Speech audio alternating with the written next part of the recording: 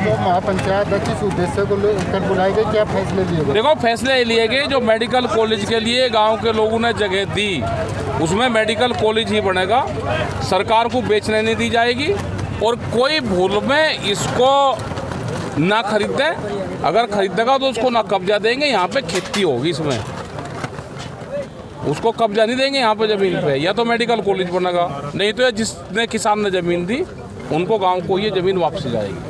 हरियाणा में धारा 144 लग चुकी है, फिर भी महापंचायत हो रही। थोड़ी देर पहले मैंने आपसे बात की थी तो आपने कहा कि आने वाले वक्त में ये रुकेंगे और ये रोक रहे हम दूसरे बॉर्डरों पर होगा। तो इसके बाद वहाँ पे जो बड़ी पंचायतें हैं पूरे देश में हमने रोक दिया, पंचायतें कहीं नहीं कर रहे जब तक ये बीमारी चल रही है और इसका जो नीचे नहीं आएगी, अभी ये बढ़ रही है, जब तक ये डाउन नहीं आएगी तो पूरे देश भर में पंचायतें रोक दी। क्योंकि अभी तो सरकारी पंचायतें भी चल रही भाई, अभी तो चुनाव की भी चल रही, तो जब तक वे चल रही तो हमारी भी चल रही, उनकी रुक जाएगी, हमारी पूर्ण रूप से। किसान आंदोलन का क्या स्वरूप रहेगा? स्वरूप है ये लंबा आंदोलन चलेगा और अभी तो 5 ही महीने हुए, एक फसल का आंदोलन हो या अभी धान का सीजन शुरू हो जाएगा तो धान का आंदोलन शुरू हो जाएगा।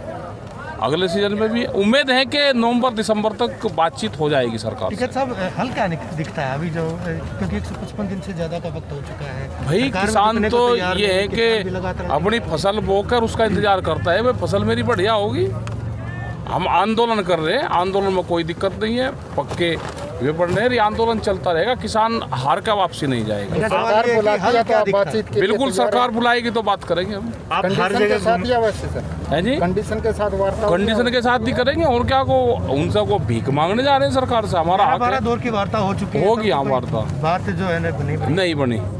आप हर जगह गए हैं, इलेक्शन जहाँ पे भी चल रहे हैं, क्या लगता है 2 मई को कैसा फैसला रहेगा, उसका आंदोलन पर कितना असर पड़ेगा? इलेक्शन वाले स्टेट में बंगाल में हम गए और दूसरी जगह तो करीब 16 स्टेटों में वैसे गए जहाँ पे चुनाव नहीं थे, लेकिन आम जनता पूर्ण रूप से तंग है, इस सरकारी व्यवस्था से पूर्ण रूप से तंग है, इस सरकार से जनता खुश नहीं है। और गुजरात में सबसे बड़ा जो हालात गुजरात के ख़राब हैं, गुजरात में खेत के किसान की ज़मीन लेके अधिग्रहण कर खेती करने के लिए कंपनी को ज़मीन दी जा रही है, तो वो मॉडल सब पूरे देश में आएगा। अगर किसान इकट्ठा नहीं होगा, आंदोलन नहीं होगा तो गुजरात मॉडल पूरे देश में आएगा। रिलायंस को 60 गांव की ज़मीन अधिग्रहण करके रिलायंस को दी, कंपनी चलाने के लिए नहीं। आरोप लगा जा रहा है कि जो ऑक्सीजन है वो है महामारी फैली हुई है, किसान आंदोलन के बीच वो अटका हुआ है। नहीं, किसान आंदोलन तो वहाँ पे है, वहाँ पे तो ये नहीं है, कोई इस तरह का चीज़ें हैं। और आंदोलन का रास्ता तो पार्लियामेंट जाता है और बीमारी का रास्ता हॉस्पिटल जाता है, तो दोनों का आपस में तालमेल है ही नहीं। वे हमारे गाँव है, पक्की कॉलोनियाँ हैं, हम वहाँ से नहीं छोड़ देंगे, ये कुछ भी कहते रहे। लेकिन गाइडलाइन तो ये है कि 5-4 से ज़्यादा लोग एकत्रित ना हो, भीड़ ना हो। गाइडलाइन तो बहुत है, गाइडलाइन तो दिल्ली का जो घनत्व है वो देख लो, भीड़ में वो एक मंजिल में 20-20 मंजिल के माला बना हुआ है, उसमें भी घनत्व अगर आप ना कहोगे तो उसमें भी देख लो। हम मोर्चे नहीं छोड़ देंगे, ये कुछ भी कह दें, कोई भी गाइडलाइन ले आवे, हम अपने मोर्चे नहीं छोड़ देंगे जब तक सरकार बातचीत नहीं करेगी, मोर्चे नहीं छोड़ेंगे। वही बात, क्या हल क्या दिखता है आपको? हल निकल जाएगा। देश की जब आज़ादी की लड़ाई हुई तो 90 वर्ष चली, ये तो अभी शुरुआत है इसकी, तो लंबी चल सकती है। लंबी चलेगी।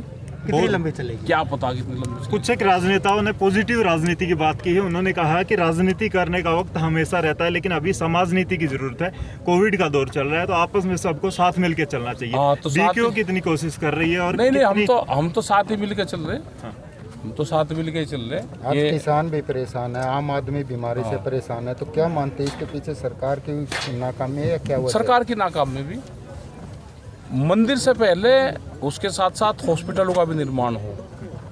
मंदिर का अगर चंदा इकट्ठा हो गया है तो हॉस्पिटल के नाम से भी चंदा इकट्ठा हो, और एम्स बनना चाहिए देश में। एम्स सबसे ज़रूरी है कि एम्स देश में बने। लोग को ऑक्सीजन, अगर देश में ऑक्सीजन भी नहीं है तो भला नहीं होने वाला आम जनता का। यानी मंदिर के साथ साथ हॉस्पिटल भी बने, एम्स का निर्माण हो, उसके लिए भी बने। और मंदिर से पहले मंदिर जब तक मंदिर बने उससे पहले एम्स खड़े हो जाना चाहिए देश में। धन्यवाद। लास्ट सवाल, आप तेजाखेड़ा फार्म पहुंचे 2-4 दिन पहले, तो उसको किस नजरिए से देखें, क्योंकि वो तो हरियाणा की राजनीति में चौटाला परिवार का बड़ा महत्व।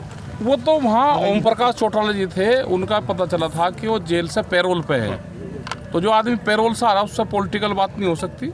बुजुर्ग हैं, खाट पे से उठा नहीं जाता, और उनसे और आए तो एक गट से उनसे मिलने उनसे गए। अभय सिंह चौटाला ने किसान आंदोलन के कारण इस्तीफा दिया था। हाँ। आने वाले वक्त में उपचुनाव बताए जा रहे हैं, तो किस प्रकार से बीक्यू उनके वो तो साथ यहाँ स्टैंड पे लेगी या क्या रहेगा जो आने भी वाला निर्णय लेंगे वो यहाँ की जो कमेटी होगी हरियाणा की वो लेगी, हरियाणा की।